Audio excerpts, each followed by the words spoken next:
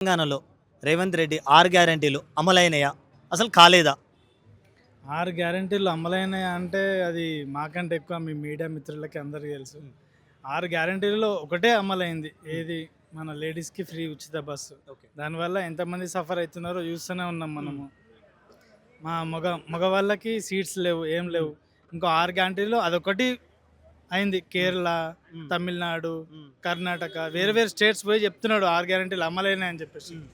6 గ్యారంటీల్లో ఒకటైతే పెళ్ళైన వ్యక్తులకి తులం బంగారం ఇస్తున్నాడు కదా. ఆ. మరి నాకు మ్యారేజ్ అయ్యి 2 months అయింది. ఎప్పుడైంది మ్యారేజ్? ఎప్పుడైంది? తులం బంగారం లేదు, ఏం లేదు. ఎప్పుడైంది మ్యారేజ్? ఎప్పుడైందన్న?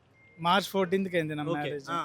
ఏమంటారు మరి? కళ్యాణ లక్ష్మి వచ్చిందా నీకు? కళ్యాణ లక్ష్మి అప్లై చేసినాం. అప్లై చేస్తే ఆ. అది తీసుకునే నాదుడే లేదు అక్కడ.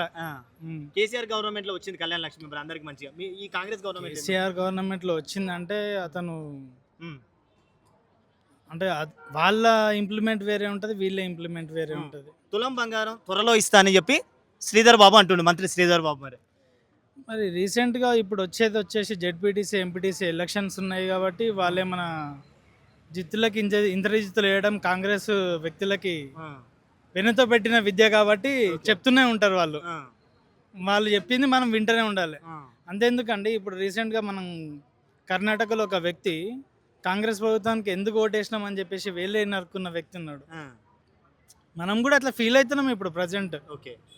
అది ఇట్లున్నది మన పరిస్థితి. మన తెలంగాణలో కాంగ్రెస్ పరిస్థితి కూడా అట్లనే ఉన్నది. మరి కేరళకి వెళ్ళి రేవంత్ రెడ్డి 6 గ్యారెంటీలు అమలైనాయి, మీరు కావాలంటే వచ్చి తెలంగాణకు వచ్చి ఒకసారి చూసుకోండి అని చెప్తున్నాడు అక్కడ. అంటే అన్ఎడ్యుకేటెడ్ పర్సన్ కూడా ఇక్కడ, అంటే ఇల్లిటరేట్స్ కూడా ఇక్కడ చెప్పగలుగుతారు ఇంప్లిమెంట్ అయినాయా లేవా అని చెప్పేసి. కేరళకి వెళ్ళి ఎందుకు చెప్పుకుంటారు అంటే గొప్పలు, ఇక్కడికి వారు రాలేరు కాబట్టి, ఇక్కడికి వచ్చి వాళ్ళు చెక్ చేయలేరు కాబట్టి ఎవడైనా కూడా పక్కన పోయి డబ్బు కొట్టుకుంటారు అన్న. ఇంట్లో గెలిచి రచ్చ గెలవాలి, ఇల్లు గెలవడం రచ్చం గెలిచాడు చెప్పండి. అది ఉన్న పరిస్థితి అయితే అది మన తెలంగాణలో. తులం బంగారం రాలేదు మీకు, రాలేదు వస్తుందని అంటున్నాం. మరి కాంగ్రెస్ ఏమో చూడాలి.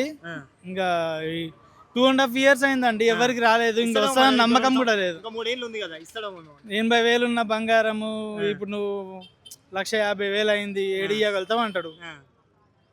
నేనేం చేయాలా అంటాడు. ఇక డబ్బులు చదువుకుంటున్నాం, ఏమున్నది ఇక్కడ, అమౌంట్ లేదు, ఏం లేదు అని చెప్పి ట్రంక్ పెట్టాలని కాలేయని అని చెప్పి సమాధానం తప్ప ఏముండదు ఆడ.